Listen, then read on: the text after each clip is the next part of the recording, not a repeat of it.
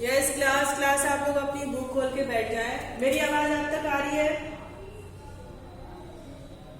मेरी आवाज आप तक आ रही है? चलिए हम लोग पढ़ते हैं विराम चिन्ह। विराम का अर्थ होता है रुकना, ठीक है। जैसे चलते चलते हम जब चलते जाते हैं तो कहीं ना कहीं हमको ऐसा लगता है कि अब हमें थोड़ा रुकना चाहिए, आराम करना चाहिए, ठीक है। उसी तरह से हमको लिखते समय जब हम कोई पैराग्राफ, कोई वाक्य, कोई सेंटेंस ऐसे बनाते हैं तो वहां पर भी हमको रुकने की जरूरत होती है, ठीक है। एक लगातार कोई चीज बिना रुके हम नहीं बोलते हैं, ठीक है। तो लिखने में जो चिन्हों का उपयोग हम लोग करते हैं, जिसको इंग्लिश में आप पंक्चुएशन मार्क्स कहते हो, उसको हिंदी में कहते हैं विराम चिन्ह। आ रही बात समझ में? उसको हिंदी में कहते हैं विराम चिन्ह, ठीक है। अब देखो, हाँ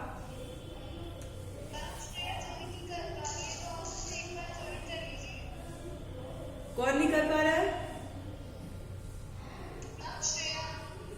तो उसको रिक्वेस्ट भेज दो।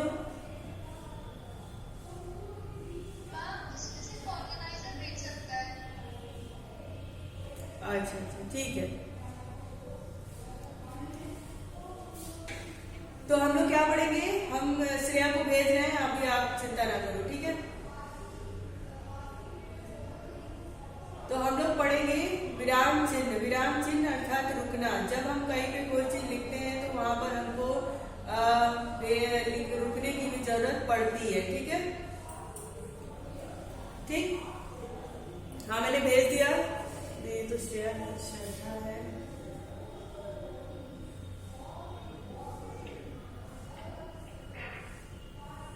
हाँ श्रेया सिंह ज्वाइन हो गई, ठीक है। तो देखो पंक्चुएशन मार्क उसको हिंदी इंग्लिश में कहते हैं और हिंदी में कहते हैं विराम चिन्ह। बोलते या पढ़ते समय भावों की अस्पष्टता के लिए। अब मान लो अगर हम कोई चीज एकदम लगातार बोलते चले जा रहे हैं तो भाव क्या है वो स्पष्ट नहीं हो पाते, ठीक है। तो हमको कहीं ना कहीं रुकने की जरूरत पड़ती है और हम उन विराम चिन्हों के माध्यम से रुकते हैं, ठीक है। उसके बाद विराम चिन्हों के निम्नलिखित रूप है। कौन कौन से हैं? पूर्ण विराम, अर्ध विराम, अल्प विराम, प्रश्नवाचक, विस्मय आदि बोधक, योजक चिन्ह, उद्धरण चिन्ह, निर्देशक चिन्ह, आदेश चिन्ह, कोष्ठक, लाघव, त्रुटिपूर्ण चिन्ह, ये होते हैं, ठीक है। अब हम लोग जानेंगे कि इनका उपयोग हम करते कहाँ। जैसे मान लो कि अगर हम एक वो लिखे, वाक्य लिखे कि रोको मत जाने दो, ठीक है। रोको मत जाने दो, अगर हम ऐसा कुछ लिखते हैं और वहां पर हम विराम चिन्हों का प्रयोग नहीं करते तो देखिए विराम चिन्हों के माध्यम से कैसे उसका अर्थ बदल जाता है। अभी आपको हम बताते हैं कि उसका अर्थ कैसे विराम चिन्हों के माध्यम से बदल जाता है। बेटा आप लोग को स्क्रीन दिख रही है? नहीं दिख रही है।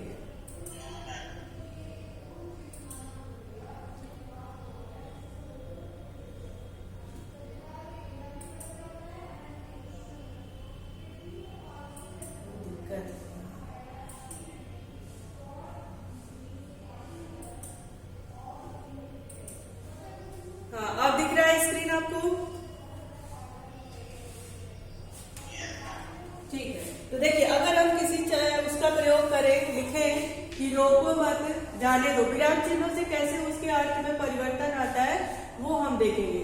मेरे पास अगर है तो लिख दीजिए रोको मत जाने दो, ठीक है। अगर हमने ये लिख दिया, अब देखो इसका कैसे ये अर्थ में अनर्थ हो जाता है। अब हम देखो बात करते हैं कि यहाँ पर ये रोको के बाद अगर हमने एक कॉमा लगा दिया, रोको के बाद हमने क्या लगा दिया? एक कॉमा लगा दिया, तो इसका अर्थ हो गया कि रोक लो, है ना। दिव्यांश जा रहा है, उसको रोक लो, मत जाने दो, ठीक है। लेकिन यही कॉमा अगर हमने लगा दिया रोको मत, अब यहां पे लगा दिया तो इसमें क्या हो जाएगा? इसमें ये हो जाएगा कि अरे उसको रोको मत जाने दो, जाता है तो जाने दो, ठीक है। अगर हमने यहाँ पे लगा दिया तो इसका मतलब हो जाएगा कि नहीं, इसको रोकना नहीं है, इसको जाने दो। परंतु यही कॉमा अगर हमने रोको के बाद लगा दिया तो क्या हो जाएगा, अरे उसको रोक लो, जाने मत दो। अब आपको पता चला कि कैसे विराम चिन्हों का उपयोग करने से हम अपनी भावनाओं को स्पष्ट कर सकते हैं। आई बात समझ में? हाँ, तो इसीलिए विराम चिन्हों का उपयोग करना बहुत जरूरी होता है, क्योंकि हम वहां से अपनी भावनाओं को स्पष्ट कर सकते हैं। बोलते या पढ़ते समय भावों की स्पष्टता के लिए वाक्य के अंत या मध्य में जो विराम आते हैं, विराम यानी ठहराव आता है, रुकने के लिए एक संकेत आता है, उन्हें लिखते समय जिन चिन्हों का प्रयोग किया जाता है उसे हम क्या कहते हैं, उसे कहते हैं विराम चिन्ह। ठीक है। अब हम बात करेंगे पूर्ण विराम। पूर्ण विराम का प्रयोग हम कहाँ पे कर सकते हैं? ठीक है, पूर्ण विराम का प्रयोग हम कहाँ कर सकते हैं? वाक्य सामान्य हो या आदेशात्मक, पूर्ण विराम का प्रयोग वाक्य की समाप्ति पर ही होता है। ठीक है। अब हम बात करें, चाहे वाक्य में हम किसी को आदेश दे रहे हो या एक सामान्य तरीके से भी बात कर रहे हैं, लेकिन पूर्ण विराम का प्रयोग हम कहाँ पे करते हैं? जब हमारा एक वाक्य पूरा हो जाता है। और एक वाक्य कैसे पूरा होता है पता चलता है? अगर हम कहें कि कल क्या है, कल बुधवार है, हमारा एक वाक्य पूरा हो गया। एक बात हमने कह डाली, कल बुधवार है। अब है के बाद हमारा क्या लगेगा? पूर्ण विराम लगेगा। ठीक है। एक सामान्य एक वाक्य के अंत में जो चिन्ह लगाया जाता है, जहां पे पता चले कि हाँ हमारा एक वाक्य अभी पूरा हो गया, वहां पर हम क्या लगाएंगे? पूर्ण विराम चिन्ह लगाएंगे। आई बात समझ में? अब देखो अर्ध विराम की बात करते हैं। अर्ध विराम का चिन्ह होता है, अर्ध विराम का चिन्ह होता है, आपको भी बता रहे हैं कि अर्ध विराम किस चिन्ह को कहते हैं। पहले आप समझ लो, उसके बाद से हम सारी चीजें लिख करके आपको बताएंगे। ठीक है। अर्ध विराम पूर्ण विराम की तुलना में थोड़ा रुकने के लिए, अर्ध का मतलब होता है थोड़ा, है ना, तो थोड़ा रुकने का प्रयोग जब किया जाता है, जैसे स्त्रियों के नाम के साथ ग्रहण प्रायः देवी शब्द आता है, जैसे कमला देवी। काम आते रहना ही जीवन है, यहाँ पे क्या हो जाएगा? अर्धविराम का प्रयोग हो जाएगा। आलस्य तो क्या है? रोग है। उसके बाद हमारा क्या हो जाएगा? पूर्ण विराम हो जाएगा। आ रही बात समझ में? अर्धविराम यानी पूर्ण विराम के थोड़ा सा पहले जब हम रुकते हैं, वहां पे हम आते हैं अर्धविराम की बात होती है। ठीक है। अभी आपको लिखकर समझाते हैं कि कैसे आपको अर्धविराम और पूर्ण विराम समझना है।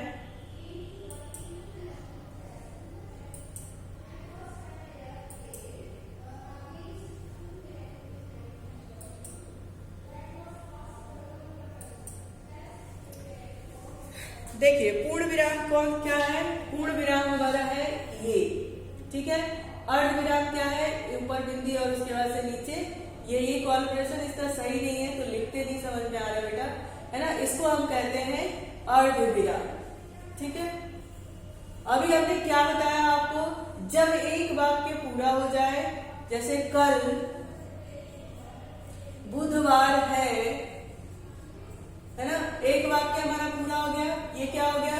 इसमें लग गया हमारा पूर्ण विराम का चिन्ह लग गया। दूसरा है काम करते रहना ही जीवन है। क्या है? काम करते रहना ही, काम करते रहना ही। अब यहाँ पे क्या हो गया? एक अर्ध विराम का प्रयोग हो जाएगा। ठीक है। काम करते रहना ही जीवन है, उसके बाद हम अर्ध विराम का प्रयोग करेंगे और उसके बाद आगे की बात कहेंगे आलस्य दूर हो जाएगा। ठीक है। उसके बाद हम क्या करेंगे? आपका पूर्ण विराम का चिन्ह लगाएंगे। ठीक है। अब देखो आप पहले समझो कि अर्ध विराम और पूर्ण विराम के चिन्ह कैसे होते हैं और हमको कैसे इसको समझना चाहिए। ठीक है। अब देखो पूर्ण विराम क्या है? ये एक जो खड़ी वाली होती है उसको हम क्या कहते हैं? पूर्ण विराम। ठीक है। अर्ध विराम किसे कहेंगे? अर्ध विराम अपने नाम से ही पता चल रहा है कि आधे दूर के चलने के बाद हमको क्या करना है? कुछ कुछ आराम कर लेना है, ठीक है। उसके बाद हम बात करेंगे अल्प विराम की। अल्प मतलब ही थोड़े समय में। अभी हमने आपको एक समझाया था कि रोको मत जाने दो, उन चिन्हों में जो प्रयोग किया गया था वो अल्प विराम का प्रयोग हमने किया था, ठीक है। अब ये अल्प हो गया, अल्प विराम सिर्फ एक छोटा सा कॉमा है, वो अल्प विराम की बात कर दिया। प्रश्नवाचक आप जानते हैं जहां पे क्वेश्चन मार्क लगे वो प्रश्नवाचक हो गया। उसके बाद हो गया विस्मयादि बोधक चिन्ह। अच्छा, विस्मयादि बोधक चिन्ह का प्रयोग कहाँ पे करते हैं वो आपको भली भांति पता होगा। कहाँ पे करते हैं? जहां पर कोई आश्चर्य, खुशी, किसी को संबोधित करने की बात जब आती है तो हम प्रायः विस्मयादि बोधक चिन्ह का प्रयोग करते हैं, ठीक है। उसके बाद हम आते हैं योजक चिन्ह। योजक चिन्ह का प्रयोग हम वहां पे करते हैं जिन शब्दों में समानता हो, जैसे माता फिर पिता, है ना। तो दोनों का महत्व उतना ही है, इसीलिए हम उसके बीच में किस चीज का प्रयोग करते हैं? योजक चिन्हों का प्रयोग करते हैं। उद्धरण चिन्ह जब हम किसी लेखक का नाम लिखें, कवि का नाम लिखें या फिर किसी ऐसी चीज को जहां पर उनके विषय में हमें बताना हो, ठीक है, जो कथन ज्यों का त्यों एज इट इज हम किसी की कही हुई बात को लिखते हैं वहां पर उद्धरण चिन्ह का प्रयोग करते हैं। आ रही बात समझ में? क्लास आपको बात समझ में आ रही है? हाँ, निर्देशक चिन्ह जब किसी जगह पे कोई निर्देश की बात हो, है ना। निर्देशक चिन्ह का आकार योजक या विभाजक चिन्ह की अपेक्षा थोड़ा बड़ा होता है। योजक चिन्ह भी ऐसा ही होता है। तो योजक चिन्ह थोड़ा सा छोटा होता है, विभाजक चिन्ह और योजक चिन्ह की अपेक्षा क्या होता है? थोड़ा सा बड़ा होता है, ठीक है। वहां पे जहां पे कहीं निर्देश की बात आती हो वहां पर योजक चिन्ह के प्रयोग हम करते हैं। उसके बाद बात करेंगे हम आदेश चिन्ह या विवरण चिन्ह, ठीक है। विवरण चिन्ह जब किसी बात का उत्तर अगला पंक्ति में दिया गया हो, ठीक है, उसको हम कहेंगे इस तरह से, जैसे 2 डॉट फिर एक लाइन बना देंगे, वहां पे हमारा क्या हो जाएगा? आदेशक चिन्ह या विवरण चिन्ह। कोष्टक आप जानते ही हो, ब्रैकेट की जो बात करते हो उसको हम कहते हैं कोष्टक। लाघव का अर्थ होता है छोटा। जब हम किसी बड़े शब्द वाक्य को छोटे में लिखते हैं, जैसे मान लीजिए आपका विद्यालय है army public old cantt school, ठीक है, तो आप क्या करते हो? आप क्या लिखते हो? APS ओल्ड कैंट, ठीक है। ए के बाद एक जो चिन्ह लगता है, P के बाद जो लगता है, S के बाद जो लगता है, उसी को हम कहते हैं लाघव चिन्ह। यानी बड़े वाक्य को छोटे में जब लिख देते हैं और वहां पर जिन चिन्हों का प्रयोग करते हैं उसको हम कहते हैं लाघव चिन्ह। आई बात समझ में? फिर एक आता है हमारा त्रुटि पूरक चिन्ह। आप देखते होंगे ना कि बीच में जब आप कोई वाक्य लिखने लगते हैं और वहां बीच में आपसे कुछ छूट जाता है तो आप इस तरह का चिन्ह का प्रयोग करते हैं और उसके ऊपर लिख लेते हैं, ठीक है, उसको कहते हैं त्रुटिपूर्ण चिन्ह। ये तो हमने आपको बता दिया कि ये कौन कौन सा चिन्ह होता है, उसका प्रयोग कहाँ पे करते हैं। इसके बाद हम इन सारे चिन्हों के बारे में विस्तृत पूर्वक एकदम विस्तार से पढ़ेंगे कि किस तरह से, कब इनका प्रयोग हमको कैसे और कहाँ करना चाहिए। आ रही है बात समझ में बच्चों? आपको बात समझ में आ रही है?